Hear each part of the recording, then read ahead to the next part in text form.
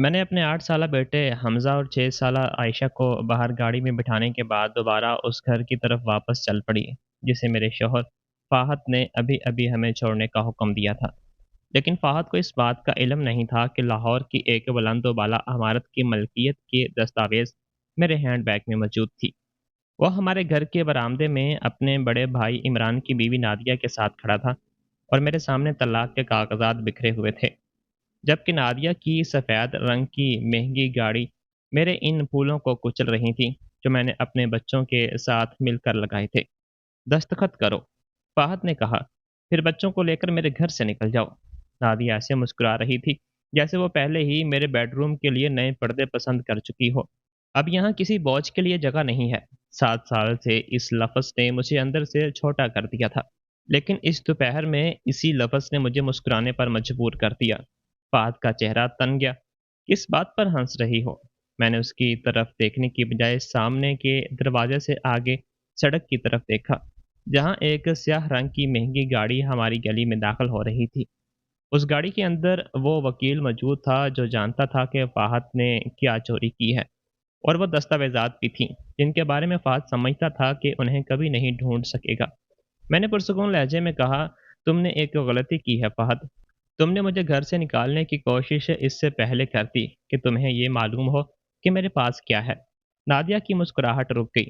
فہد نے آنے والی گاڑی کی طرف دیکھا، اور پہلی بار جب سے ہماری شادی اس سے ہوئی تھی میں نے اس کے چہرے پر بے یقینی دیکھی۔ ان دونوں کو معلوم نہیں تھا کہ اسی صبح 3 ایسی چیزیں ہو چکی تھیں جن کا راز اب اس برآمدے میں کھلنے والا تھا۔ 3 ہفتے پہلے کی بات ہے۔ منگل کی صبح 7:15 پر میں لاہور میں ہمارے گھر کے باورچی خانے میں انڈے پکا رہی تھی۔ عائشہ کھانے کی میز پر اپنے آپ سے گنگنا رہی تھی، اور حمزہ اوپر اپنے جوتے کی تلاش میں تھا، وہی جوتا جسے وہ ہفتے میں کم از کم 2 بار گم کر دیتا ہے۔ فہد کھانے کی میز کے سرے پر نیلے رنگ کا سوٹ پہنے بیٹھا اپنا ٹیبلٹ دیکھ رہا تھا۔ اس نے اچانک کہا، سائرہ، یہ سمجھاؤ۔ اس نے اسکرین میری طرف موڑ دی۔ 14,200 روپے کی گروسری کی خریداری سرخ دائرے میں نشان زدہ تھی۔ میں نے کہا، کھانے کا سامان ہے، وہ مچھلی جو تم نے خود منگوائی تھی، بچوں کے لنچ کے لیے پھل، دودھ، سبزیاں اور کپڑے دھونے کا صابن۔ اس نے کرسی سے پیچھے ٹیک لگائی اور وہی صابر مسکراہٹ چہرے پر لے آیا جو اس وقت استعمال کرتا تھا جب ظلم کو مناسب بات ثابت کرنا چاہتا تھا۔ 4 لوگوں کے لیے پھل اور مچھلی پر اتنے پیسے؟ یہی وجہ ہے کہ پیسے میں سنبھالتا ہوں۔ تم کارڈ دیکھتی ہو اور سمجھتی ہو کہ اس میں پیسے خود بخود واپس آ جاتے ہیں۔ اس مہینے میری مشاورتی آمدنی سے حمزہ کے ٹویٹر اور عائشہ کی کلاس کی فیس گئی ہے۔ پھر اس نے لفظ مشاورت پر طنزیہ انداز میں انگلیاں ہلائیں۔ تم کپڑے دھوتے ہوئے ای میلز کا جواب دیتی ہو، میں کروڑوں روپے کے کاروباری معاملات سنبھالتا ہوں۔ یہ دکھاوا نہ کرو کہ ہماری ذمہ داریاں برابر ہیں۔ عائشہ کی پیدائش سے پہلے میں بحرانوں سے متعلق ابلاغی ادارے میں ہفتے کے 7 گھنٹے کام کیا کرتی تھی۔ فہد نے ہی مجھے کام چھوڑنے پر احمادہ کیا تھا اور کہا تھا کہ گھر سے آزادانہ کام کرنا ہمارے خاندان کے لیے زیادہ بہتر ہوگا۔ وقت گزرتا گیا اور استحکام ایک ایسے گھریلو بینک کارڈ میں بدل گیا جس کی حد فہد طے کرتا تھا۔ ہماری بچت ان اکاؤنٹس میں منتقل ہوتی رہی جن کے پاسورڈ صرف فہد کے پاس تھے۔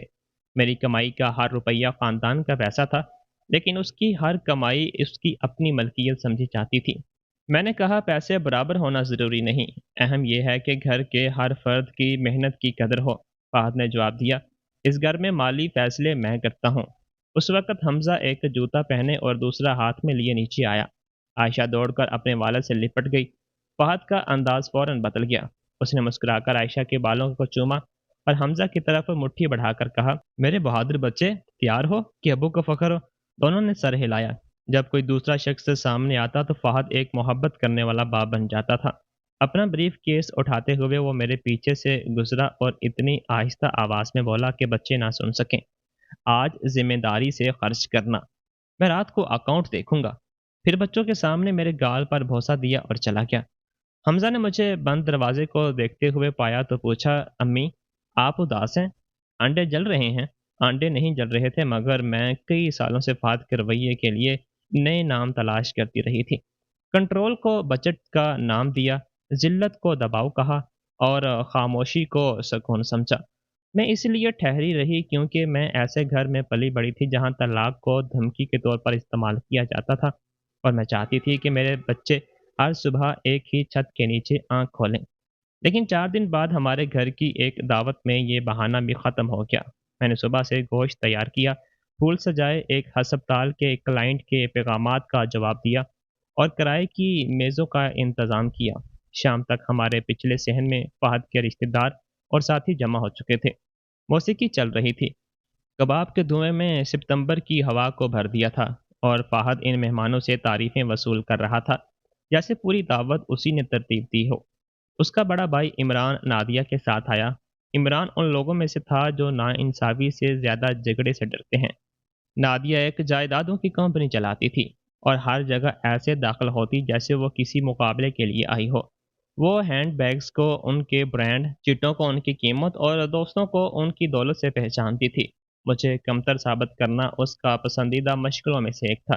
وہ مجھے نظر انداز کر کے سیدھی فہد کے پاس گئی اور اسے دونوں بازوؤں سے گلے لگایا۔ وہ گلے ملنا ضرورت سے زیادہ دیر تک جاری رہا، اور فہد کے ہاتھ اس کی کمر پر ایسے ٹھہرے رہے جیسے یہ کوئی نئی بات نہ ہو۔ عمران نے کچھ نہیں دیکھا، مگر میرے اندر کسی خاموش چیز نے سب کچھ دیکھ لیا۔ نادیہ نے فہد سے کہا، یہ ترقی تم پر بہت جچ رہی ہے۔ کچھ مرد پورے خاندان کا بوجھ اٹھانے کے لیے ہی بنے ہوتے ہیں۔ فہد نے اپنی قمیض کے کف درست کیے اور کہا، کسی کو تو معیار بلند رکھنا ہوتا ہے۔ میں جھینگوں کی پلیٹ لے کر ان کے قریب پہنچی۔ نادیہ نے پلیٹ لینے سے پہلے میرے سادہ لباس کو دیکھا۔ واہ سائرہ، تم تو بالکل میزبان بنی ہوئی ہو، جبکہ فہد اہم کام سنبھالتا ہے۔ اچھا ہے تم بھی مصروف رہتی ہو، میں نے کہا۔ تمہارے آنے سے پہلے میں ایک کلائنٹ کے بحران کو سنبھال رہی تھی۔ وہ ہنسی۔ ہاں، تمہارے وہ چھوٹے موٹے مشاورتی کام۔ ارد گرد کی کئی گفتگو میں اچانک مدھم پڑ گئی۔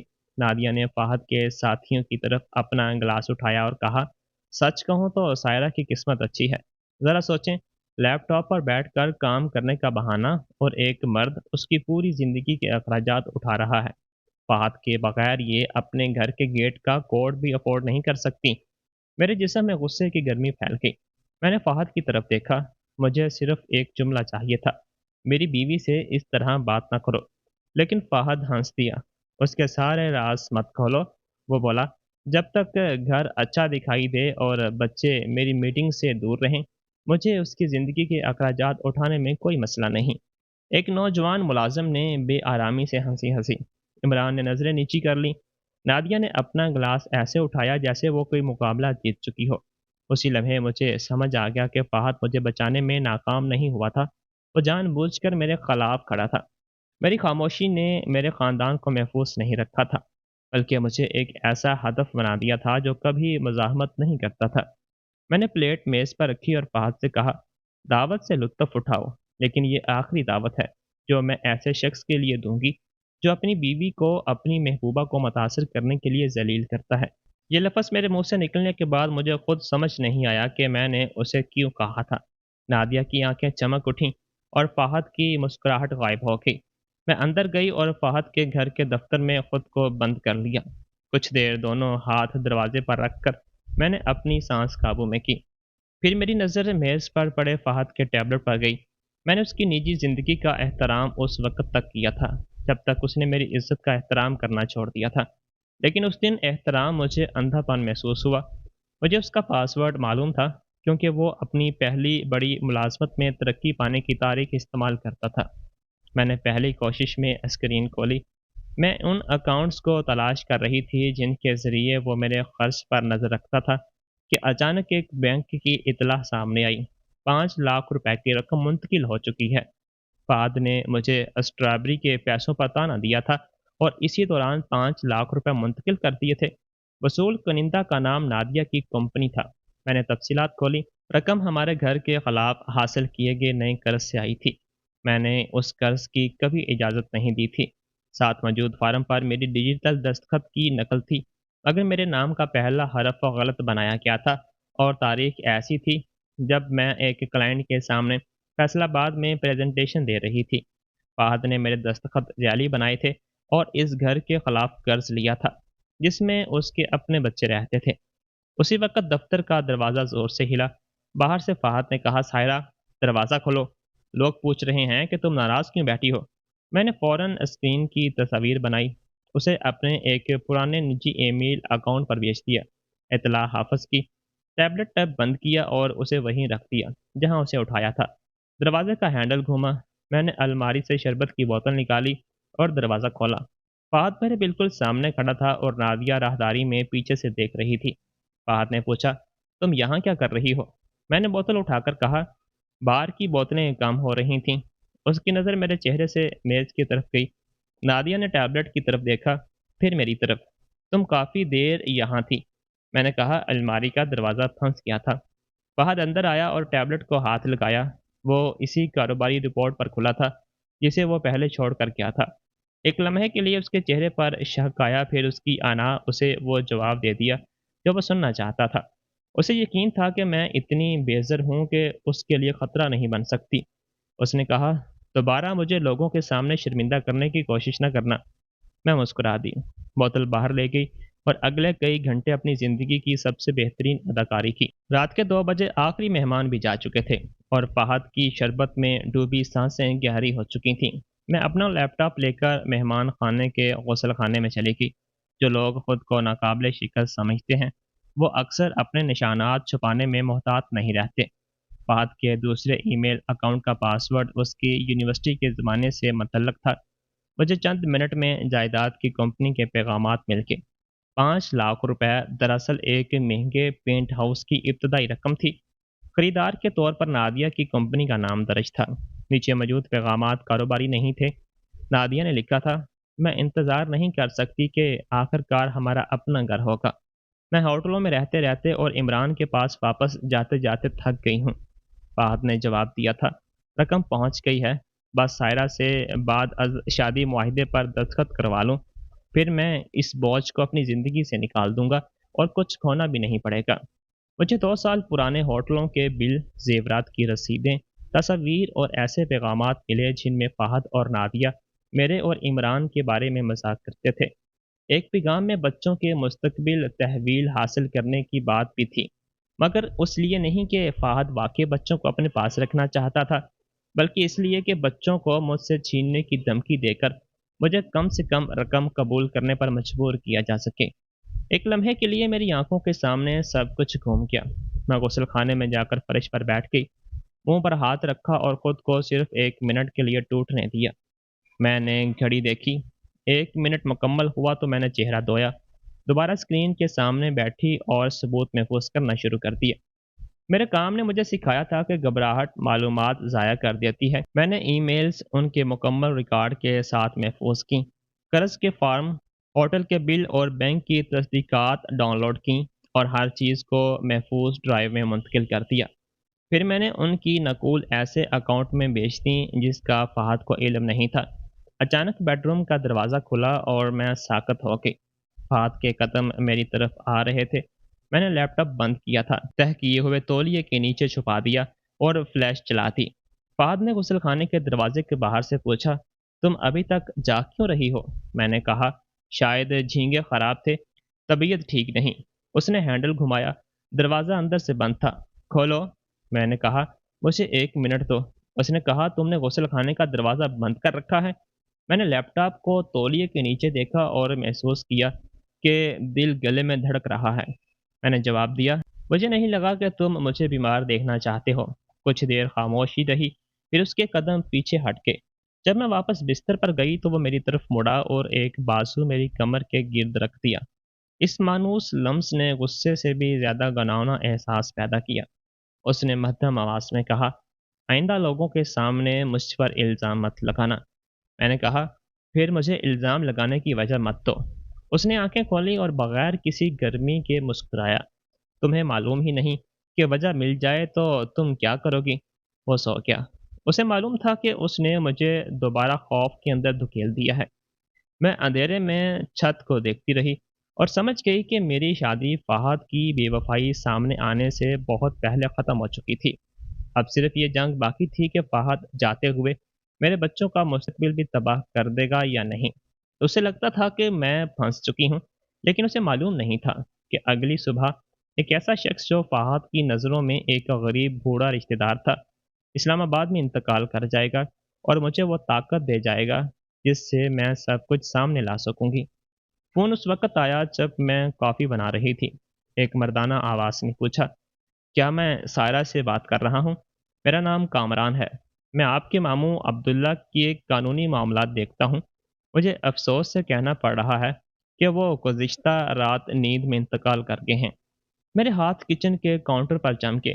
ماموں عبداللہ وہ واحد رشتہ دار تھے جنہوں نے میری زندگی کو قابل احترام سمجھنے یا نہ سمجھنے سے پہلے مجھ سے کبھی یہ نہیں پوچھا تھا کہ میں کیا بننا چاہتی ہوں۔ جب میں نے اپنے والدین کی مرضی کا کالج پروگرام چھوڑ کر ابلاغیات میں داخلہ لیا تھا تو انہوں نے مجھے ایک قلم بھیجا تھا اور ایک چھوٹا سا نوٹ لکھا تھا، جو زندگی کوئی دوسرا تمہارے لیے لکھے وہ کبھی تمہاری اپنی آواز جیسی نہیں لگے گی۔ جب میں نے گھر سے آزادانہ کام شروع کیا تو انہوں نے مذاکرات اور کاروباری حکمت عملی کی کتابیں بیچیں۔ انہیں میرے دونوں بچوں کی سالگرہ یاد رہتی تھی۔ وہ چھپی ہوئی تصاویر پسند کرتے تھے کیونکہ ان کے بقول موبائل کی اسکرین یادوں کو عارضی بنا دیتی ہے۔ میں نے پوچھا، کیا وہ اکیلے تھے؟ کامران نے بتایا، ان کے گھر کی ملازمہ نے انہیں پایا۔ ڈاکٹر کے مطابق دل کا دورہ تھا، انہیں تکلیف نہیں ہوئی۔ کچھ جائیداد سے متعلق معاملات ہیں جن کے لیے آپ کو اسلام آباد آنا ہوگا۔ کیا آپ کل سفر کر سکتی ہیں؟ میں نے کہا جی۔ اس وقت فہد اندر آیا۔ میں نے فون بند کیا تو اس نے میرے چہرے کو غور سے دیکھا۔ اب کیا ہوا؟ میں نے کہا، ماموں عبداللہ انتقال کر کے ہیں، مجھے کل اسلام آباد جانا ہوگا۔ وہ بیزاری سے بولا، آخری وقت کی پرواز؟ سائرہ، وہ آدمی ایک پرانے گھر میں رہتا تھا اور بسوں اور ٹرینوں میں سفر کرتا تھا۔ جو کچھ اس نے چھوڑا ہوگا وہ تمہاری ہوائی ٹکٹ کی قیمت بھی پوری نہیں کرے گا۔ میں نے کہا، میں پیسوں کے لیے نہیں جا رہی۔ اس نے جواب دیا، یقیناً نہیں، کیونکہ وہاں کچھ ہے ہی نہیں۔ میں نے کہا، میں اپنے مشاورتی اکاؤنٹ سے سفر کا خرچ کر لوں گی۔ فہد نے فوراً کہا، وہ پیسہ بھی اس گھر کا ہے۔ میں تقریباً اس سے پوچھنے والی تھی کہ میری کمائی خاندان کی اور ہمارے گھر کے خلاف لیا گیا 5 لاکھ روپے کا قرض نادیہ کا کیسے ہو گیا، لیکن میں خاموش رہی۔ اس نے میری خاموشی کو شک سمجھا اور پوچھا، تم کیا کہنے والی تھی؟ میں نے جواب دیا، صرف یہ کہ میں چاہوں گی، یہ کوئی بحث نہیں ہے۔ وہ سخت لہجے میں بولا، پھر بچوں کی دیکھ بھال کا انتظام کرو، میں تمہیں لینے ایئرپورٹ نہیں آ سکتا۔ وہ چلا گیا اور اس نے ایک بار بھی نہیں پوچھا کہ میں کیسی ہوں۔ اسلام آباد جانے والی پرواز میں میرے اندر غم اور غصہ ایک دوسرے سے لڑتے رہے۔ مجھے عبداللہ ماموں کے ٹوئٹ کے کوٹ، پودینے والی چائے اور کتابوں سے بھری دیوار کے پاس رکھی پرانی چمڑے کی کرسی یاد آتی رہی۔ فہد انہیں غریب سمجھتا تھا کیونکہ وہ اپنی دولت دکھاتے نہیں تھے، اور نادیہ بھی شاید اسی وجہ سے انہیں حقیر سمجھتی۔ اسلام آباد پہنچنے کے بعد کامران کا ڈرائیور مجھے ایک پوش علاقے کی بلند عمارت میں لے گیا۔ نجی لفٹ مجھے اوپر کی منزل تک لے گئی جہاں شہر کے نظارے کے ساتھ ایک دفتر موجود تھا۔ کامران 60 برس سے زائد عمر کا، چاندی جیسے بالوں والا اور نہایت پرسکون شخص تھا۔ اس نے کہا، جائیداد کے بارے میں بات کرنے سے پہلے میں چاہتا ہوں کہ آپ جانیں، آپ کی فون کالز اور بچوں کی تصاویر عبداللہ کے لیے بہت اہم تھیں۔ وہ کبھی خود کو بھولا ہوا محسوس نہیں کرتے تھے۔ اس کی شفقت نے وہ آنسو نکال دیے جو فہد کی توہین بھی نہیں نکال سکتی تھی۔ جب میں کچھ سنبھلی تو کامران نے میرے سامنے چمڑے کی فائل رکھی۔ اس نے کہا، آپ کے ماموں سادہ زندگی اپنی مرضی سے گزارتے تھے، وہ غریب نہیں تھے۔ پہلے صفحے پر نقد اور دیگر فوری اثاثوں کی مجموعی مالیت 10 کروڑ سے زائد درج تھی۔ میں نے رقم کو دوبارہ پڑھا، یہاں تک کہ اعداد کا مطلب سمجھ میں آنا بند ہو گیا۔ میں نے کہا، یہ درست نہیں ہو سکتا۔ کامران نے جواب دیا، یہ بالکل درست ہے۔ عبداللہ کئی دہائیوں سے کم قیمت جائیداد خریدتے اور ان سے حاصل ہونے والی آمدنی سے دوبارہ سرمایہ کاری کرتے۔ آپ ان کی واحد ذاتی وارث ہیں اور اس ٹرسٹ کی نگران بھی ہیں جو ان کی زیادہ تر جائیدادوں کا مالک ہے۔ روزمرہ کے معاملات پیشہ ور منتظمین سنبھالیں گے، لیکن اہم فیصلے آپ کریں گی۔ اس نے مزید صفحات پلٹے اور میری پوری دنیا بدل گئی۔ ماموں عبداللہ نے میرے لیے 10 کروڑ چھوڑے تھے۔ اس ٹرسٹ کے پاس پاکستان کے مختلف شہروں میں رہائشی اور تجارتی عمارتیں تھیں۔ سب سے بڑی ملکیت لاہور کی ایک بلند و بالا دفتری عمارت تھی جہاں فہد کی کمپنی کے 5 فلور کرائے پر تھے، اور فیصل آباد میں نادیہ کی جائیدادوں کی کمپنی بھی اسی ٹرسٹ کی ایک عمارت میں دفتر چلا رہی تھی، مگر 2 ماہ سے کرایہ ادا نہیں کیا گیا تھا۔ میں نے حیرت سے کہا، ایک منٹ، یہ میرے شوہر جہاں کام کرتے ہیں وہ امانت بھی میری ہے؟ کامران نے کہا، ٹرسٹ کی ہے، اور آپ ٹرسٹ کو کنٹرول کرتی ہیں۔ پھر اس نے عبداللہ کا خط میرے ہاتھ میں دیا۔ خط میں لکھا تھا، میری پیاری سائرہ، اگر تم یہ خط پڑھ رہی ہو تو میری سالگرہ ہوں کی تعداد ختم ہو چکی ہے۔ میں یہ سب تمہیں اس لیے دے رہا ہوں کہ تم نے مجھ سے اس وقت محبت کی جب تمہیں مجھ سے کچھ حاصل کرنے کی توقع نہیں تھی۔ اسے ظالم لوگوں سے زیادہ بلند آواز بننے کے لیے استعمال نہ کرنا، بلکہ ان سے آزاد ہونے کے لیے استعمال کرنا۔ کبھی کسی دوسرے کی اندھی نظر کو اس بات کا ثبوت نہ سمجھنا کہ تم چھوٹی ہو۔ میں نے خط سینے سے لگا لیا۔ کامران نے میرے چہرے پر تھکن اور پریشانی دیکھی اور پوچھا، گھر میں کوئی فوری مسئلہ ہے؟ کئی سال سے میں نے اپنی شادی کی ظاہری شکل بچانے کے لیے بہت کچھ چھپایا تھا، لیکن اس دن میں نے اپنا لیپ ٹاپ کھولا اور اسے جعلی گھر کے قرض، فہد کی بے وفائی، پینٹ ہاؤس کی ابتدائی رقم اور فہد کی جانب سے مجھ سے بعد از شادی معاہدے پر دستخط کروانے کی منصوبہ بندی سب دکھایا۔ کامران نے سب کچھ خاموشی سے پڑھا، پھر اس نے لیپ ٹاپ بند کر کے کہا، ابھی فہد سے سامنا نہ کرنا، اپنے وکیل کے بغیر کچھ بھی دستخط نہ کرنا۔ آپ کی وراثت الگ رہ سکتی ہے، لیکن اسے درست طریقے سے محفوظ کرنا ہوگا۔ اس سے بھی زیادہ اہم یہ ہے کہ جعلی دستخط اور رقم کی منتقلی کی آزادانہ تحقیقات ہونی چاہیے۔ میں نے کہا، میں پیسوں کو انتقام کا ذریعہ نہیں بنانا چاہتی، میں چاہتی ہوں کہ حقیقت دستاویزی شکل میں سامنے آئے اور میرے بچوں کا تحفظ ہو۔ کامران نے کہا، پھر ثبوت کو اپنا کام کرنے دیں۔ اس نے پنجاب کی خاندانی وکیل مریم اور ایک مالیاتی ماہر عثمان کو میرے معاملے کی جانچ کے لیے مقرر کر دیا۔ میں نے صرف 3 ہدایت دیں: ہر کام قانون کے مطابق ہو، ہر کرایہ دار کے ساتھ ایک ہی معاہدے کے مطابق برتاؤ کیا جائے، اور فہد کو اس وقت تک میرے بارے میں کچھ نہ بتایا جائے جب تک میں خود تیار نہ ہوں۔ روانگی سے پہلے کامران نے تصدیق شدہ جائیداد کے کاغذات میرے ہینڈ بیگ میں رکھے اور عبداللہ ماموں کا وہ پرانا قلم مجھے واپس دیا۔ 7 سال میں پہلی بار مجھے کسی نے بچایا ہوا محسوس نہیں ہوا، بلکہ یوں لگا جیسے میں دوبارہ جاگ گئی ہوں۔ اگلے دن میں لاہور واپس آئی۔ فہد مجھے لینے نہیں آیا۔ ٹیکسی مجھے گھر لے گئی، جہاں وہ شربت کے گلاس اور کاغذات کے ڈھیر کے ساتھ رسمی کمرے میں میرا انتظار کر رہا تھا۔ اس نے میرے ماموں کے انتقال کے بارے میں کچھ نہیں پوچھا، نہ یہ کہ وہ کیسے فوت ہوئے، نہ یہ کہ مجھے کچھ وراثت میں ملا یا نہیں۔ اس نے کہا، بیٹھو، ہمیں اپنے احساسوں کو محفوظ کرنا ہے۔ اس نے میز پر بعد از شادی مالی معاہدہ رکھ دیا۔ میری کمپنی میں تنظیم نو ہو رہی ہے۔ بڑے افسران کے خلاف قانونی معاملات پیدا ہو سکتے ہیں۔ یہ معاہدہ ہمارے اثاثے اور قرض الگ کر دے گا۔ اگر میرے خلاف کوئی قانونی کارروائی ہوئی تو یہ تمہیں اور بچوں کو محفوظ رکھے گا۔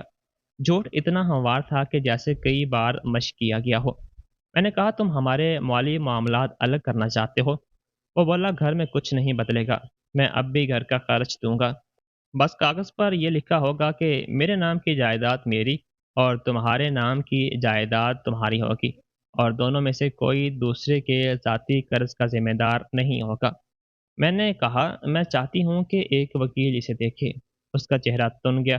تم کس وکیل کی فیس دے سکتی ہو؟ میرے ایک کلائنٹ کی قانونی سروس ہے، وہ دیکھ لے گا۔ اگر معاہدہ میری حفاظت کرتا ہے تو تمہیں آزادانہ جانچ سے کیا مسئلہ ہے؟ میں نے کہا، اگر معاہدہ واقعی درست ہے تو آزادانہ وکیل سے جانچ میں تمہیں پریشانی نہیں ہونی چاہیے۔ اس نے کہا، تمہارے پاس کل رات تک کا وقت ہے۔ اگلی صبح میں نے ہر صفحے کی تصویر بنا کر مریم کو بھیج دی۔ اس نے فون پر کہا، فہد نے اس میں تمہارے لیے ایک جال رکھا ہے، لیکن اس نے اپنے لیے بھی ایک جال چھوڑا ہے۔ معاہدے میں لکھا تھا کہ دونوں میاں بیوی اپنے تمام قرض ظاہر کریں گے اور حلف دیں گے کہ انہوں نے ازدواجی پیسہ چھپا کر منتقل نہیں کیا۔ فہد نے گھر کے خلاف لیے گئے قرض اور پینٹ ہاؤس کی ابتدائی رقم دونوں چھپائے تھے۔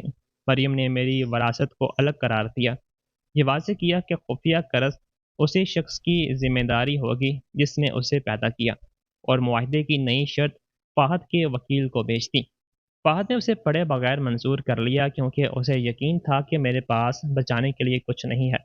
اگلی صبح ہمارے کھانے کی میز پر ایک نوٹری موجود تھی۔ فہد نے سیدھا آخری صفحہ کھولا۔ میں نے پوچھا، تم نے ترمیم پڑھی ہے؟ اس نے کہا، میرے وکیل نے پڑھی ہے۔ ڈرامہ بند کرو اور دستخط کرو۔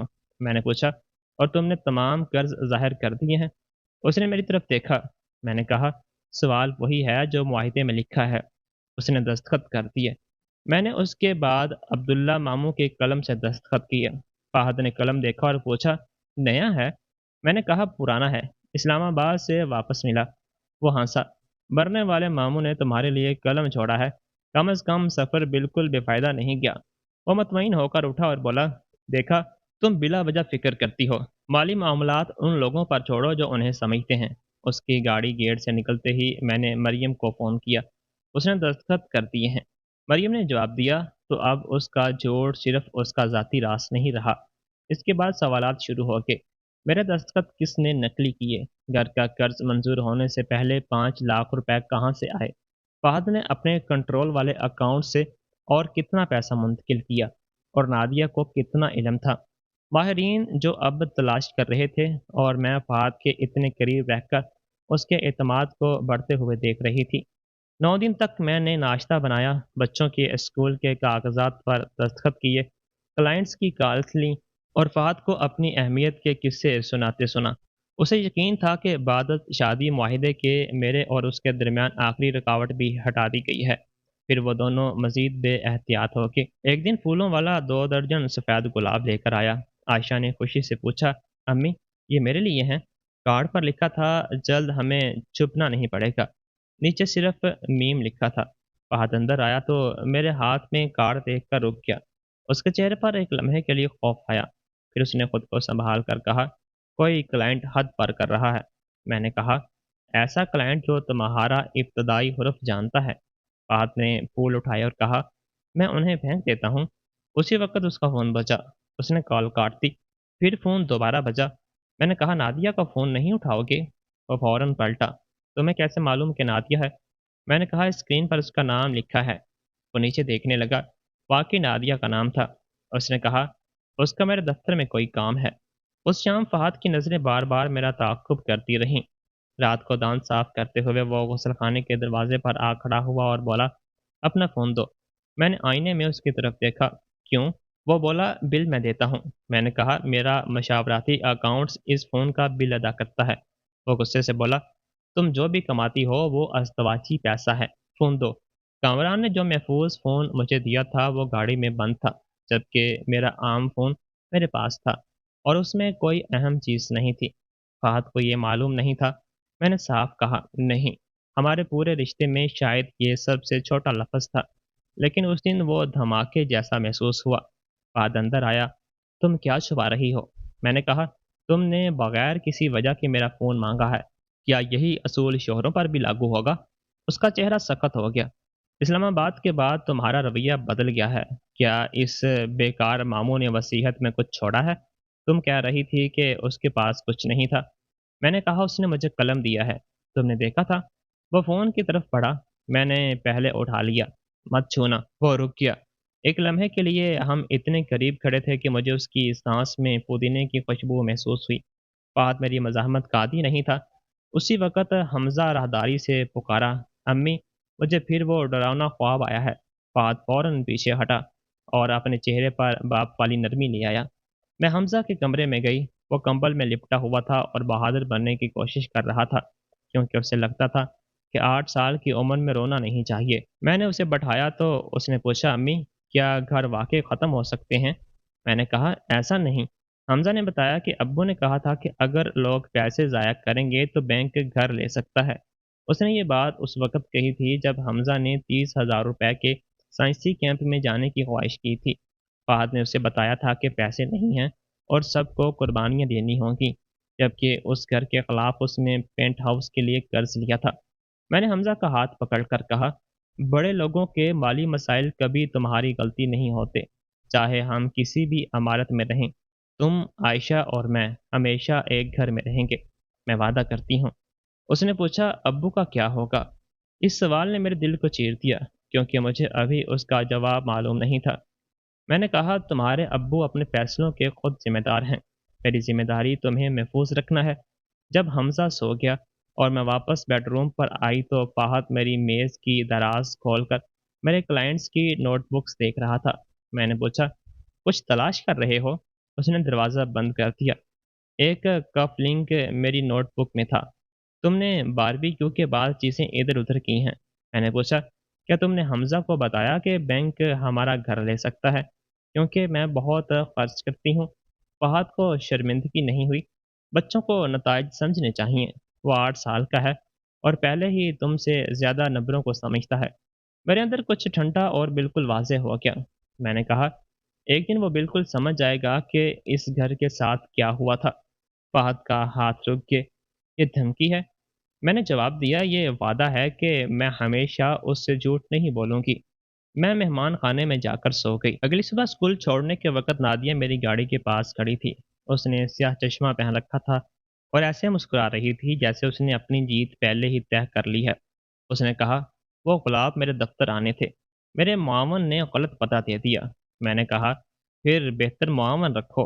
उसने कहा, फ़ाहद ने बताया कि तुमने उसे मुश्किल बना दिया। मैंने जवाब दिया, तुम्हारी बेवफ़ाई ने उसे मुश्किल बनाया। फूलों वाले ने सिर्फ उसे ज़्यादा नुमाया कर दिया। नादिया ने कहा, इल्ज़ामात से मुहतात रहो।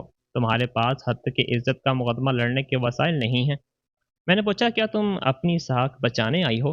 वो बोली, मैं इसलिए आई हूँ कि मेरी जैसी औरतें उस वक़्त गैर मुतवक्का हो जाती हैं जब उन्हें मालूम होता है कि मर्द उनसे आगे बढ़ चुका है। फहद को अपने बराबर की औरत चाहिए, ऐसी औरत जो उन महफिलों को समझती हो जिनमें तुम कभी दाखिल नहीं हो सकती। बेहतर है एक मुनासिब समझौता कबूल कर लो, वरना वो बच्चों की तहवील मांग सकता है। मैंने कहा, क्या इमरान जानता है कि तुम रात को मेरे शौहर से मिलती हो? मेरी बात ने उसे वहीं जख्मी किया जहां मैं चाहती थी। उसका चेहरा बदल गया। इमरान कई साल पहले मेरे लिए शौहर रहना छोड़ चुका है। मैंने कहा, वो अब भी वो घड़ी पहनता है जो फ़ाद ने उसे पिछले साल दी थी और हर इतवार तुम्हारी वालिदा को फ़ोन करता है। मुझे लगता है तुम उसे जानने के मामले में गलती कर रही हो। नादिया ने मेरे करीब आकर कहा, अगर तुमने इमरान को सब कुछ बता दिया तो फ़ाहद तुम्हें कुछ नहीं देगा। उसी लम्हे मुझे एहसास हुआ कि उसने अपने मुंह से सब कुछ मान लिया था। मैं खामोश रही क्योंकि मेरे कोट की जेब में मौजूद रिकॉर्डर इसकी हर बात महफूज कर रहा था। नादिया ने कहा, कोई तुम्हारी बात पर यकीन नहीं करेगा। सब जानते हैं कि तुम क्या हो। मैंने पूछा, क्या? वो बोली, मोहताज, जज्बाती और शुक्रगुजार। अगर तुम समझदार हो। फिर उसने वो लफ्ज़ दोबारा कहा जिससे मुझे सबसे ज़्यादा नफरत थी, बोझ। वो चली गई। मैं गाड़ी में बैठी और रिकॉर्डिंग एक बार सुनी। मेरे हाथ खौफ से नहीं बल्कि इस हैरत से कांप रहे थे कि किसी इंसान ने इतनी बेरहमी से बात की थी और उसे अपनी गलती भी महसूस नहीं हुई। उस वक़्त मेरा महफूज फ़ोन बजा। मरियम ने कहा, हमें कर्ज़ और पेंट हाउस के दरमियान ताल्लुक़ मिल गया है। फ़हद ने एक महदूद अकाउंट से रकम निकाल कर इब्तदाई अदायगी बरकरार रखी। फिर जैली घर का कर्ज़ मंजूर होने के बाद वो रकम वापस कर दी। उसकी कंपनी को अब इस मामले की तहकीकात करना होगी। मैंने पूछा, क्या वो इल्ज़ाम मुझ पर डाल सकता है? मरियम ने कहा, वो कुछ भी कह सकता है, मगर रिकॉर्ड कुछ और कहते हैं। मैंने कहा, सब कुछ कानूनी तरीके से भेजो। मैंने अपने बच्चों के स्कूल की खिड़की की तरफ देखा, जहाँ कागज़ के बने हुए सियारे लटक रहे थे। मैंने 7 साल खुद को काबू में रखा था ताकि फ़हद को कभी अपने अमाल का नतीजा न भुगतना पड़े। मैंने कहा, अब मैं ऐसा नहीं करूँगी। उसी दोपहर मुझे घर में फ़हद मिला। वो आम तौर पर शाम से पहले घर नहीं आता था, मगर उस दिन दोपहर में ही बावर्ची खाने में खड़ा था और मेरा लैपटॉप खोल कर बैठा था। उसने कहा, तुमने पासवर्ड बदल दिया है? मैंने पूछा, तुम मेरे कंप्यूटर में दाखिल होने की कोशिश क्यों कर रहे हो? वो बोला, घर के अकाउंट में कुछ बिल मौजूद नहीं है। मैंने कहा, मेरे क्लाइंट्स के बिल इस वक्त लैपटॉप में नहीं होते। वो बोला, फिर उसे खोलना आसान होना चाहिए। मैंने कहा, तुम्हें मेरे खुफिया क्लाइंट फाइल्स देखने का हक नहीं। उसने कहा, यह कंप्यूटर हमारी शादी के दौरान खरीदा गया था, मुझे पूरा हक है। मैंने जवाब दिया, तो फिर मेरा फ़ोन भी हमारी शादी के दौरान खरीदा गया था। वह मुझे देखता रहा। मैंने पहली बार उसके बनाए हुए असूल को उसी के सामने रख दिया था। उसने लैपटॉप आहिस्ता से बंद किया और कहा, मुझे नहीं मालूम तुम कौन सा खेल खेल रही हो। मैंने कहा, मुझे भी नहीं। ये असूल तुमने बनाए हैं। वो बोला, तुम्हारे मामू के मरने के बाद तुम बदल गई हो। मैंने कहा, नहीं, मुझे याद आ गया है कि मैं तुमसे पहले कौन थी। उसने गुस्से की बजाय हिसाब लगाना शुरू किया, फिर अचानक मुस्कुरा कर बोला, आज रात हम दोनों बाहर खाना खाने चलते हैं। काफ़ी अरसा हो गया है। उस अचानक नरमी ने मुझे उसके गुस्से से ज़्यादा डराया। मैंने कहा, मेरे पास काम है। उसने कहा, मनसूख कर दो। मैं एक अच्छे रेस्टोरेंट में मेज़ बुक करता हूँ। मैंने इनकार किया तो वो करीब आया। میرے بالوں کی ایک لٹ کان کے پیچھے کی اور ایسے بولا جیسے پچھلے 7 سال کبھی گزرے ہی نہ ہوں۔ جو بھی تمہیں پریشان کر رہا ہے ہم اسے ٹھیک کر سکتے ہیں۔ تم جانتی ہو میں تمہارا خیال رکھتا ہوں۔ مجھے نادیہ، جعلی دستخط، گلاب اور حمزہ کا خواب یاد آیا۔ میں نے صرف اتنا کہا، کیا ہمیشہ؟ اس نے میرے ماتھے کو چوما۔ اس رات فہد نے وہی شوہر بننے کی اداکاری کی جو شادی کے شروع میں تھا۔ اس نے میری پسند کی شربت منگوائی، میرے کام کے بارے میں پوچھا اور ہماری پہلی ملاقات کی ایک مذاق تک اسے یاد تھا۔ 20 منٹ کے لیے مجھے وہ مرد نظر آیا جس نے کبھی میری صلاحیتوں کو پسند کیا تھا اور ایک رات میرے دفتر میں کافی لے کر آیا تھا جب میں کام میں پھنسی ہوئی تھی۔ پھر اس کے فون کی اسکرین روشن ہوئی، پیغام نادیہ کا تھا۔ میں نے اسے سنبھال لیا ہے۔ اسے کچھ شک نہیں ہوا۔ فہد نے فون الٹا کر دیا۔ پھر اس نے پوچھا، ماموں عبداللہ نے تمہارے لیے کیا چھوڑا؟ میں نے کہا، یادیں، کتابیں اور قلم۔ اس نے دوبارہ پوچھا، جائیداد نہیں؟ تم کہتی تھی اس کا پرانا گھر ٹوٹ رہا ہے۔ میں نے پوچھا، تمہیں اتنی فکر کیوں ہے؟ اس نے جواب دیا، میاں بیوی ایک دوسرے سے پیسہ نہیں چھپاتے۔ میں تقریباً ہنس پڑی۔ میں نے کہا، تو ہم متفق ہیں، میاں بیوی کو پیسہ نہیں چھپانا چاہیے۔ اس نے گلاس میز پر رکھا اور پورا ماحول بدل گیا۔ کھانے کے اختتام تک وہ ہر منٹ اپنا فون دیکھ رہا تھا۔ اس کی کمپنی سے ایک شخص نے 2 مرتبہ فون کیا مگر فہد نے دونوں کالز مسترد کر دیں۔ واپسی پر بارش ہو رہی تھی۔ فہد نے ایک ہاتھ اسٹیئرنگ پر رکھا ہوا تھا اور دوسرے میں فون تھا۔ اس نے کہا، نادیہ کہتی ہے تم نے اسے اسکول میں دھمکی دی۔ میں نے کہا، نادیہ خود میرے پاس آئی تھی اور کہہ رہی تھیں کہ اگر میں سمجھوتا قبول نہ کروں تو تم میرے بچوں کو مجھ سے چھین لو گے۔ گاڑی کچھ دیر کے لیے لین سے باہر ہوئی، پھر فہد نے اسے سنبھال لیا۔ اس نے پوچھا، کیا تم ایسا کرو گی؟ میں نے کہا، کیا بچوں کو میرے خلاف استعمال کرو گے؟ وہ بولا، عدالت اس والد کو دیکھے گی جو بچوں کو بہتر استحکام دے سکتا ہے۔ میں نے کہا، یعنی زیادہ پیسہ؟ وہ بولا، حقیقت، تمہاری آمدنی مستقل نہیں، تمہارا دفتر نہیں اور تمہیں اندازہ نہیں کہ ہماری زندگی کتنی مہنگی ہے۔ اگر تم نے مجھے بچوں کے معاملے میں مجبور کیا تو میں انہیں ان کی ماں کی غیر یقینی زندگی سے بچاؤں گا۔ ہم ایک سرخ بتی پر رکے۔ میں نے اس کی طرف دیکھا اور کہا، پھر تمہیں امید کرنی چاہیے کہ کوئی یہ دریافت نہ کرے کہ بچوں کے گھر کے خلاف قرض کس نے لیا تھا۔ بتی سبز ہوئی مگر فہد چند لمحے گاڑی نہ چلا سکا۔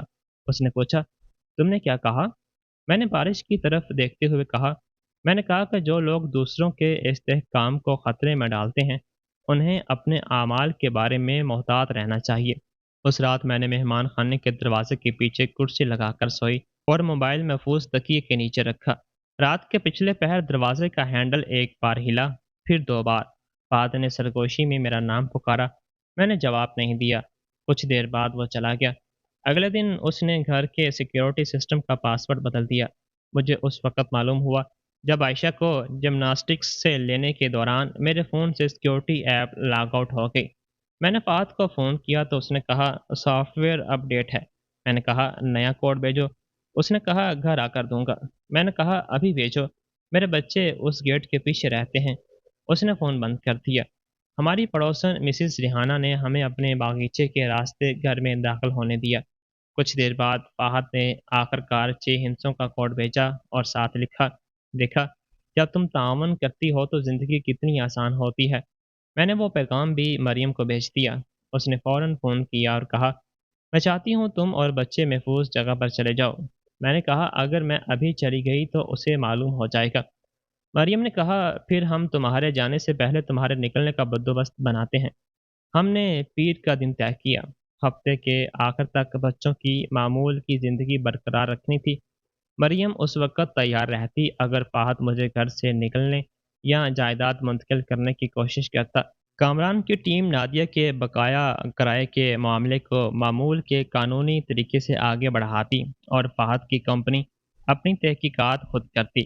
اسی دوران عمران کی سالگرہ کے کھانے کی دعوت آئی۔ نادیہ نے کارڈ کے نیچے ہاتھ سے لکھا تھا، سادہ لباس پہن کر آنا، ہم نہیں چاہتے کہ تم کامیاب خواتین کے ساتھ خود کو غلط سمجھو۔ میں نے کارڈ عبداللہ ماموں کے خط کے پاس رکھ دیا۔ جمعے کی رات انہیں ایک اسٹیج چاہیے تھا، میں انہیں وہ اسٹیج دینے والی تھی۔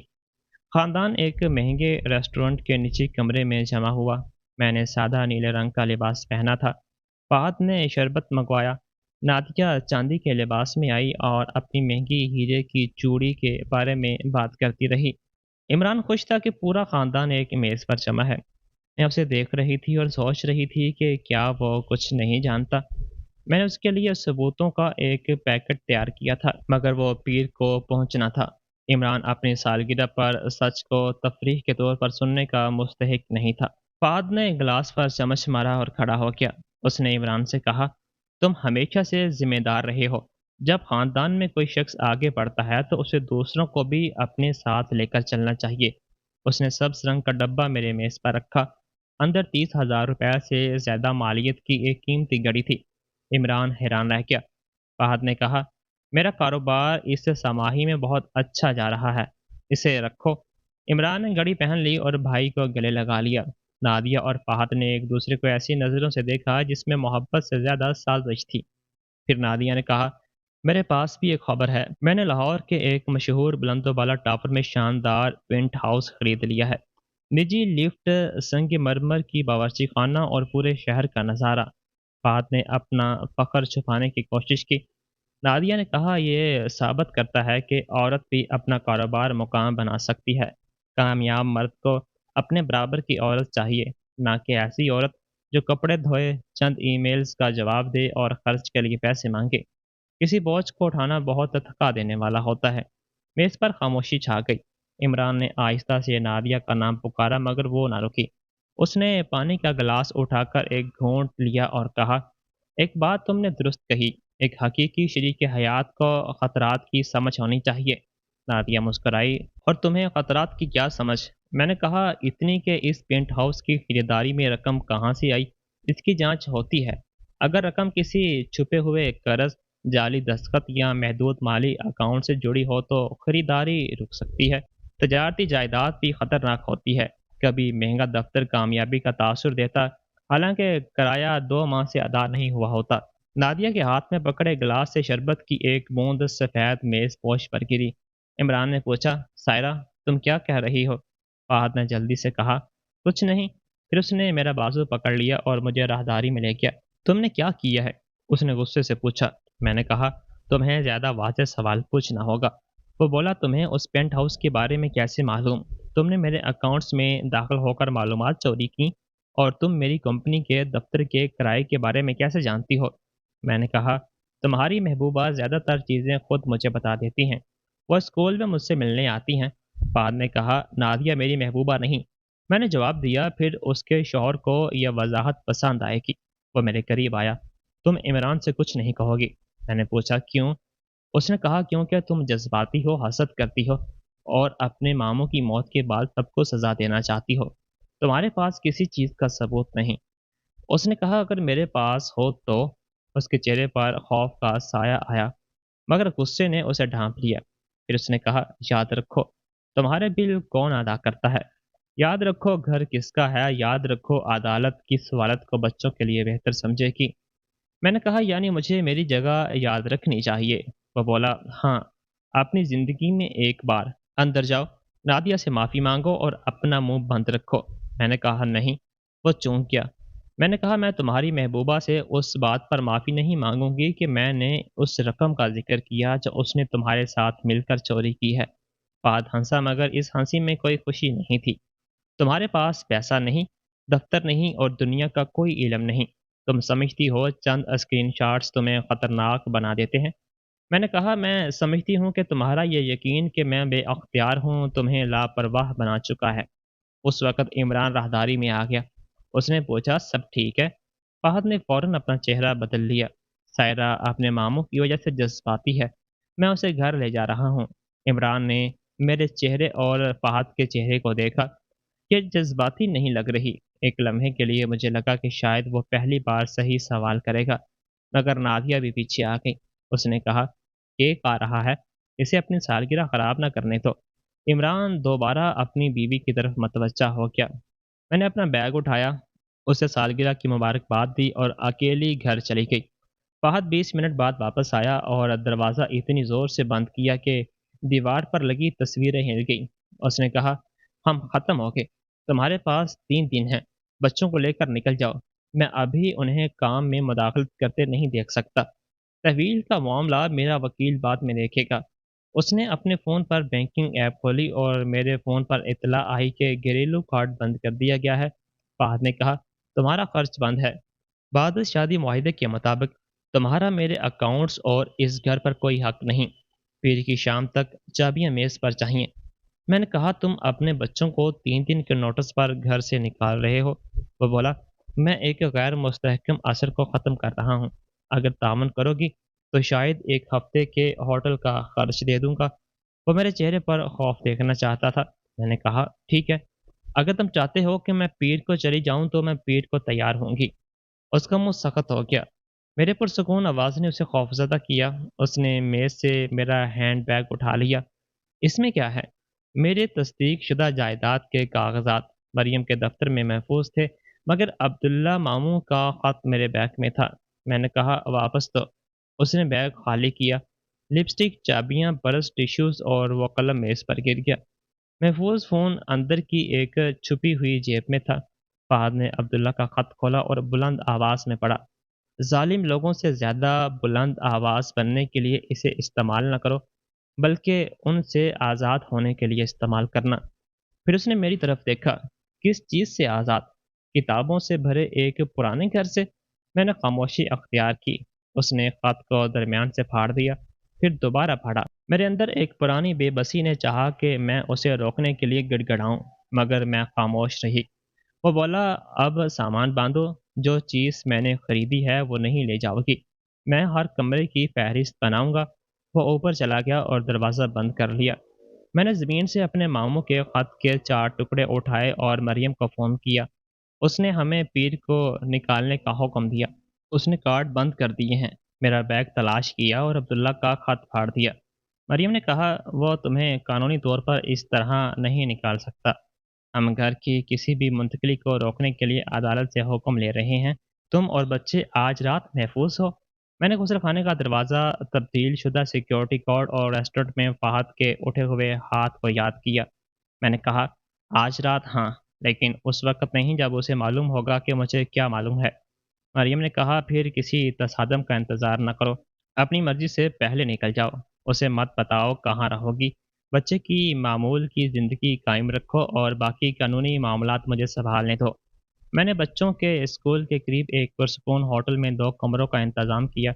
मैंने कपड़े, ज़रूरी दवाएँ, स्कूल की किताबें, बच्चों के पसंदीदा खिलौने और हमज़ा, आयशा की अब्दुल्ला मामू के साथ तस्वीर पैक की। मैंने मामू का फटा हुआ ख़त दोबारा जोड़कर तस्वीर के पास रख दिया। हफ्ते की सुबह फ़हद नाश्ते से पहले घर से निकल गया। कुछ देर बाद नादिया की सफ़ेद गाड़ी सिक्योरिटी कैमरे में नज़र आई। मैं बच्चों को साइंस म्यूज़ियम ले गई। हमज़ा एक बहुत बड़ी नीली व्हील के ढांचे के नीचे खड़ा होकर आयशा को बता रहा था कि कुछ हड्डियां सैकड़ों साल तक महफूज रहती हैं, क्योंकि अजायब घर नाजुक चीज़ों की हिफाजत करना जानता है। मैंने चेहरा दूसरी तरफ कर लिया ताकि बच्चे मेरी आंखों में आंसू ना देख सकें। हमज़ा ने पूछा, अम्मी, हाँ, क्या हम अगले साल साइंस कैंप जा सकते हैं? मैंने कहा, हाँ। उसने कहा, अब्बू कहते हैं कि उसकी फ़ीस बहुत ज़्यादा है। मैंने जवाब दिया, अब तुम्हारे अब्बू और मैं कुछ फ़ैसले मुख्तलिफ तरीके से करेंगे। फिर दोनों बच्चों ने पूछा, क्या आप और अब्बू लड़ रहे हैं? मैं उनके दरमियान बैठ गई। अम्मी और अब्बू अलग जगहों पर रहेंगे। इसमें तुम्हारी कोई गलती नहीं। तुम्हें किसी एक का साथ देना। हमें ठीक करने या कोई राज रखने की ज़रूरत नहीं। आयशा ने पूछा, क्या हम फिर भी एक ख़ानदान हैं? मैंने कहा, हाँ, ख़ानदान की शक्ल बदल जाएगी मगर तुम और हमज़ा हमेशा मेरे रहोगे। हमज़ा ने पूछा, क्या हम अपना घर खो देंगे? मैंने कहा, कोई तुम्हें बेघर नहीं करेगा। मैं वादा करती हूँ। शाम को घर वापस आए तो मेरे बेडरूम में नादिया की खुशबू मौजूद थी। बावर्ची खाने के काउंटर पर फर्नीचर का एक रसाला खुला था, जिसमें क्रीम रंग के सोफे और एक बिस्तर पर दायरे लगे थे। जैसे नादिया पहले ही फैसला कर चुकी हो कि मेरे घर में मेरे बाद क्या रखा जाएगा। बच्चे ऊपर थे कि अचानक नादिया पेंट्री से बाहर आई। उसने फहद की सफ़ेद कमीज़ पहन रखी थी। उसने कहा, मुझे लगा तुम चली गई हो। मैंने कहा, तुम मेरे घर में मेरी शौहर की कमीज़ पहनकर खड़ी हो और समझती हो कि मैं सवाल नहीं करूँगी। उसने कहा, फहद ने बताया था तुमने कुछ वरासत में नहीं पाया। खाने की मेज़ पर तुम्हारा वो मुज़हरा बहुत मुज़हका खेज़ था, जो भी स्क्रीन शॉट तुमने चुराए हैं। वो बाद उस शादी मुआहिदे को नहीं बदल सकते। अगले हफ्ते ये मेरा घर होगा।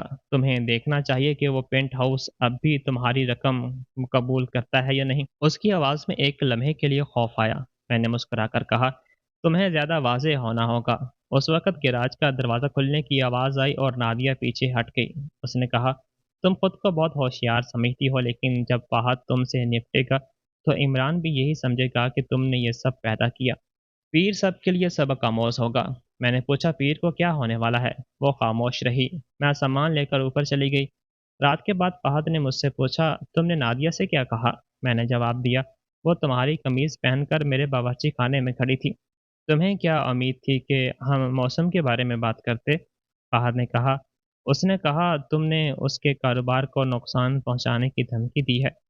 मैंने कहा, मैंने उसे सिर्फ़ उसकी खरीदारी के बंद होने के बारे में सोचने का मशवरा दिया। वो मेरे सामने आकर खड़ा हो गया। तुम्हें उस खरीदारी के बारे में कैसे मालूम? मैंने कहा, तुम दोनों अपने कागज़ात मेरे घर में छोड़ जाते हो। वो बोला, ये पीर तक मेरा घर है। मैंने कहा, बज़ाहिर पीर तक ही। उसने पूछा, पीर को क्या होगा? मैंने खामोशी अख्तियार की। उसने नरम लहजे में कहा, सायरा, अगर कोई तुम्हें मशवरा दे रहा है तो उसे मालूम नहीं कि वो क्या ख़तरा मोल ले रहा है। मैं अब भी ये मामला आसान बना सकता हूँ। तलाक के कागज़ात पर बगैर लड़े दस्तखत कर दो। मैं तुम्हें 20,000 रुपए और 6 माह का किराया दे दूँगा। 7 साल की शादी, 2 बच्चे और इस ज़िंदगी के बदले जो मैंने अपने हाथों से बनाई थी। उसने 20,000 रुपए की पेशकश की। मैंने कहा, पेशकश तहरीरी शक्ल में दो। उसने उसे मेरी रज़ामंदी समझा। उसके कंधे ढीले पड़ गए।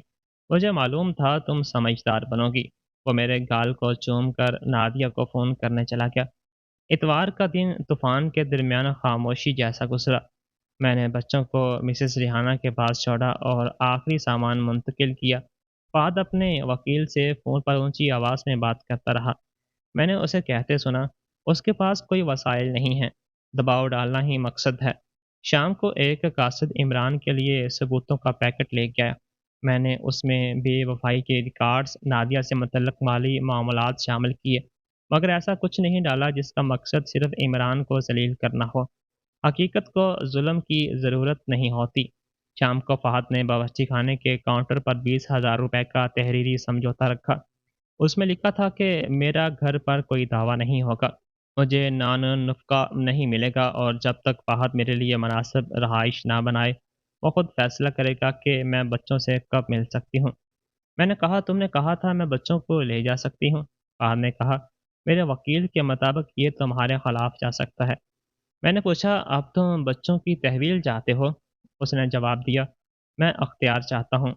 वो लफ्ज़ उसके मुंह से निकलते ही उसे एहसास हुआ कि उसने सच बोल दिया है।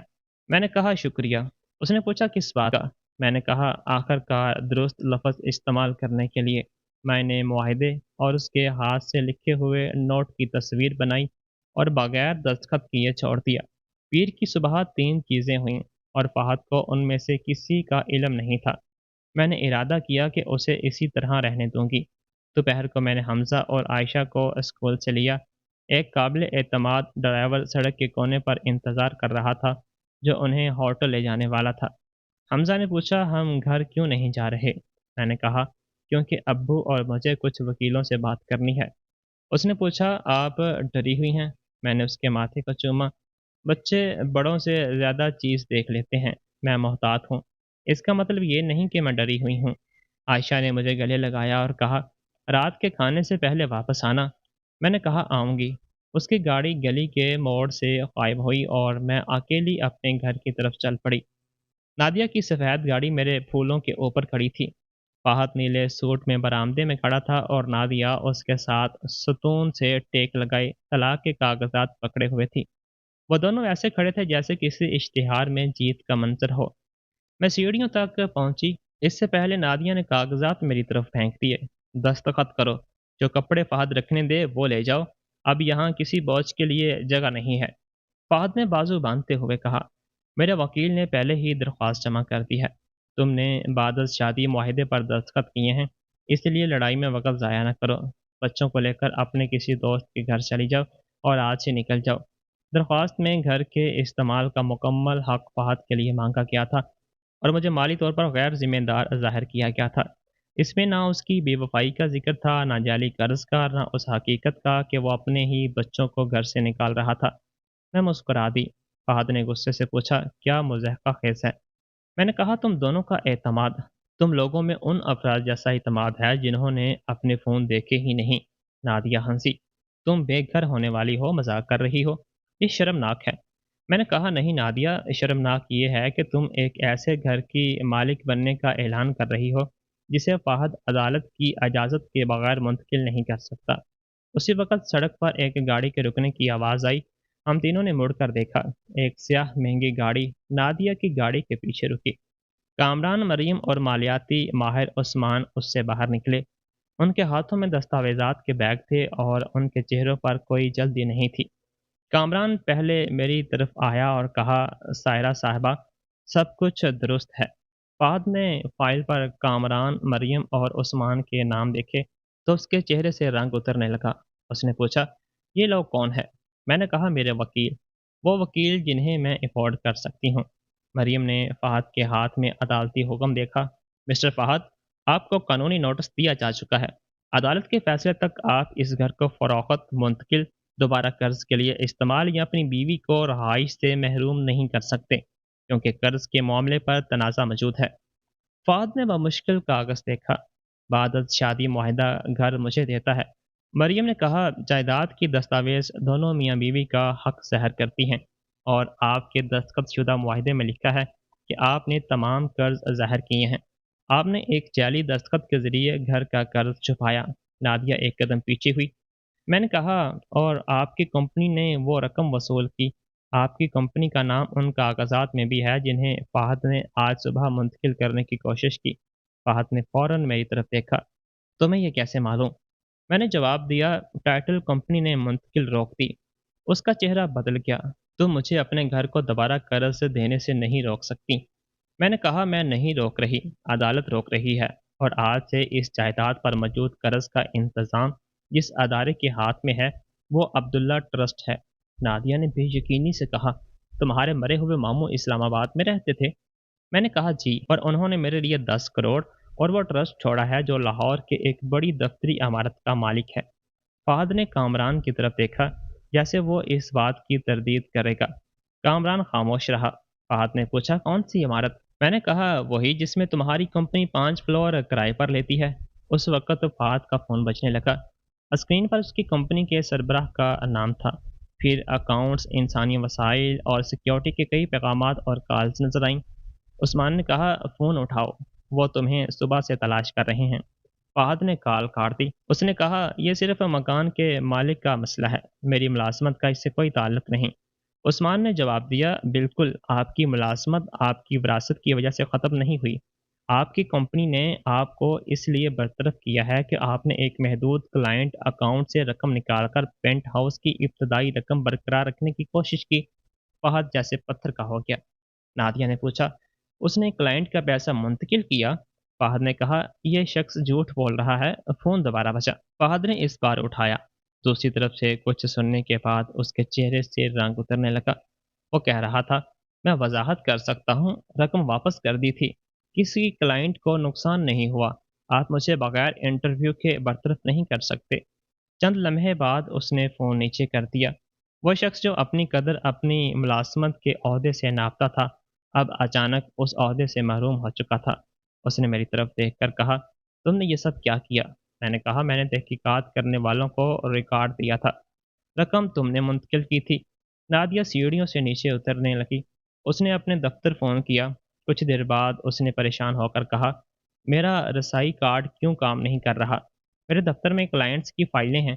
दूसरी तरफ से जवाब सुनकर उसने गुस्से में कहा, तुम मेरे ताले नहीं बदल सकते। फिर वो मेरी तरफ मुड़ी। तुमने मेरा दफ्तर बंद करवा दिया। मैंने कहा, तुम्हारी कंपनी ने किराया अदा नहीं किया था, तुम्हें कई नोटिस दिए गए थे। नादिया चीखी, मेरा कारोबार तबाह हो जाएगा। मैंने कहा, तुम्हारी फाइलें महफूज हैं, उनमें तफ्तीशकार क्या तलाश करते हैं उससे बाकी फैसला होगा। नादिया ने फ़ोन बंद किया और फ़ाहद पर चीखने लगी, तुमने कहा था पेंट हाउस की रकम साफ है।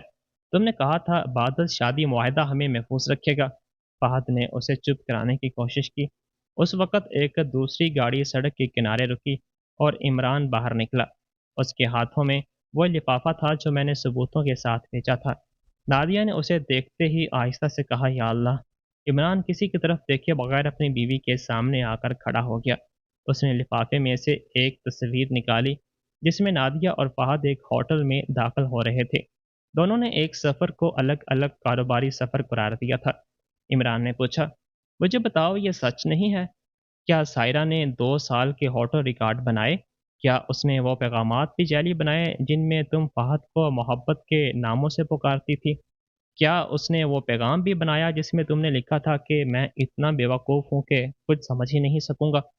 नादिया ने सख्त लहजे में कहा, मैं नाखुश थी। तुम कभी इतने बुलंद मकसद वाले नहीं जितने फहद है। फहद समझता था मुझे क्या चाहिए। इमरान के चेहरे पर ऐसी चोट आई जो मैंने पहले कभी नहीं देखी थी। फहद ने कहा, बात हाथ से निकल गई। ऐसा नहीं होना चाहिए था। इमरान ने पूछा, किस तरह होना चाहिए था?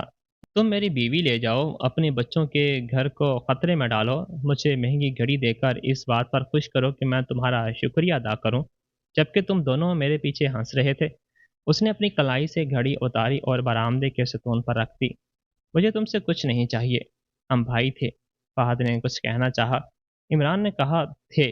फिर वो मेरी तरफ देखकर बोला, मुझे बारबेक्यू में तुम्हारा दिफा करना चाहिए था, आज रात भी करना चाहिए था। मुझे मालूम था कि उनका तुमसे बात करने का तरीका गलत है, मगर मैं खामोश रहा क्योंकि सच बोलने से मेरी ज़िंदगी मुश्किल हो जाती। मुझे माफ़ कर दो। मैंने कहा, तुम्हारी खामोशी ने मुझे तकलीफ़ दी, लेकिन इन दोनों ने जो किया वो तुम्हारी गलती नहीं। इमरान ने सर हिलाया। मेरा वकील तुम्हारे वकील से रब्ता करेगा। मैं इन दोनों को बचाने के लिए कोई सबूत नहीं छुपाऊंगा। नादिया ने उसे रोकने की कोशिश की। तुम मुझे यूं छोड़ नहीं सकते। तुम्हारी आधी दौलत मेरी है। इमरान ने एक कदम पीछे हटते हुए कहा, फिर अदालत फैसला करेगी कि कानून तुम्हें क्या देता है।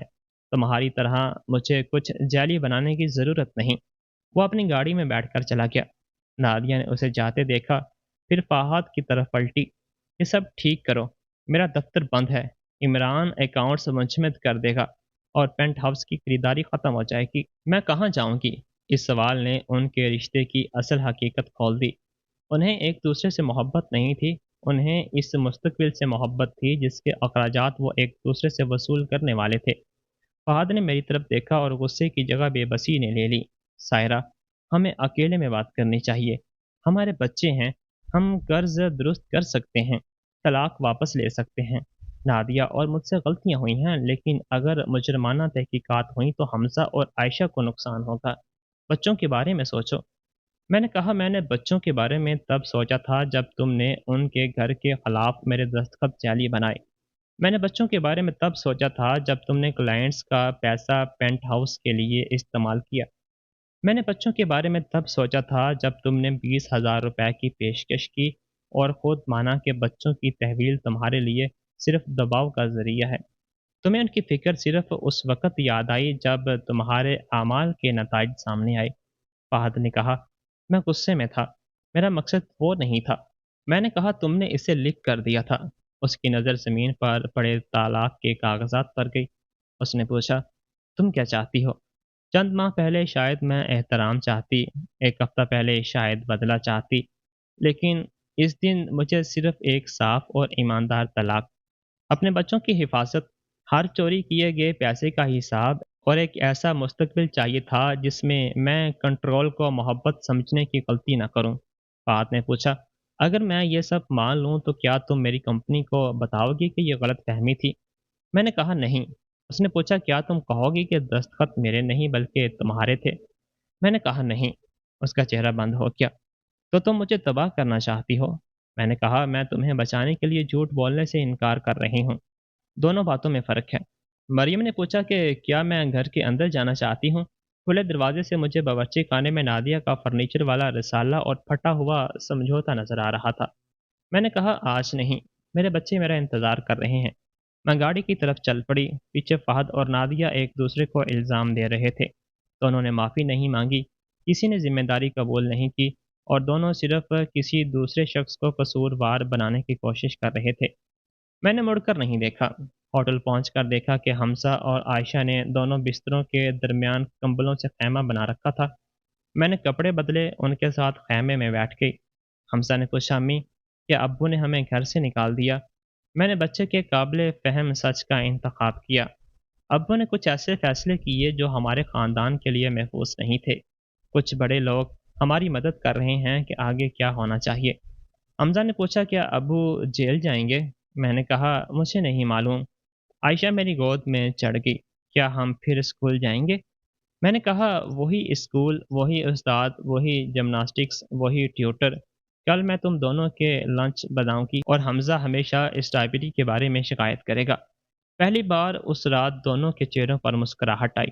اگلے 6 ماہ میں نتائج ایک ایک کر کے سامنے آئے، اگر میں نے اپنی زندگی کو ان نتائج کو دیکھنے کے گرد نہیں بنایا۔ ڈیجیٹل ریکارڈ، پیغامات اور نوٹری کے ثبوت اتنے واضح تھے کہ فہد نے جعلی قرض اور کلائنٹس کے پیسے کو غلط استعمال کا اعتراف کیا۔ اسے جیل کی سزا ہوئی، رقم واپس کرنے کا حکم ملا اور مالیاتی شعبے میں مستقل پابندی لگا دی گئی۔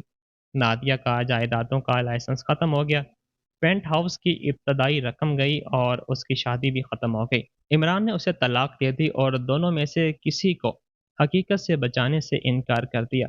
بچے اور میں طلاق مکمل ہونے تک لاہور میں رہے۔ تھراپی نے حمزہ کو سمجھنے میں مدد دی کہ ہمارا گھر کبھی اس بات پر منحصر نہیں تھا کہ وہ سائنس کیمپ میں جاتا یا نہیں۔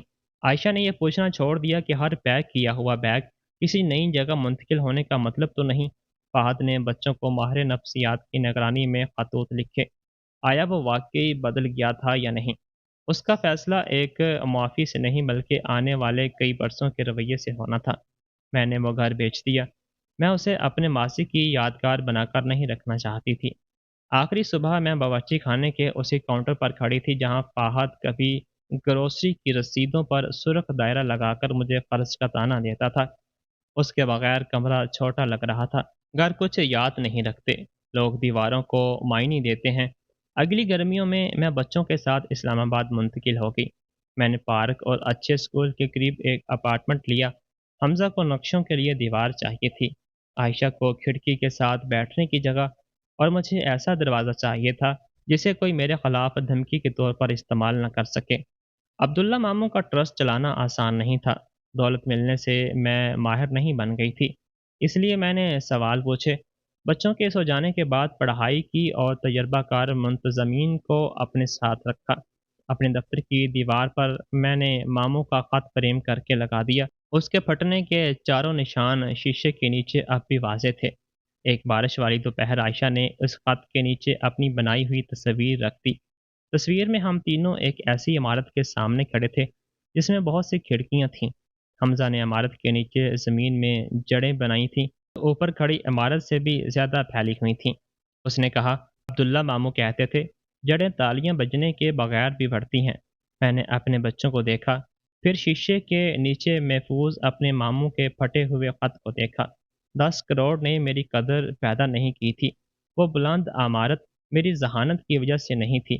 اس دولت نے صرف مجھے راستے دیے تھے، اور ان راستوں نے وہ حقیقت ظاہر کر دی تھی جسے خوف نے کئی سال تک مجھ سے چھپا کر رکھا تھا۔ 7 سال تک فہد سمجھتا رہا کہ اس نے رسیدوں، پاسورڈ، توہین اور خوف کے نیچے مجھے دفن کر دیا ہے۔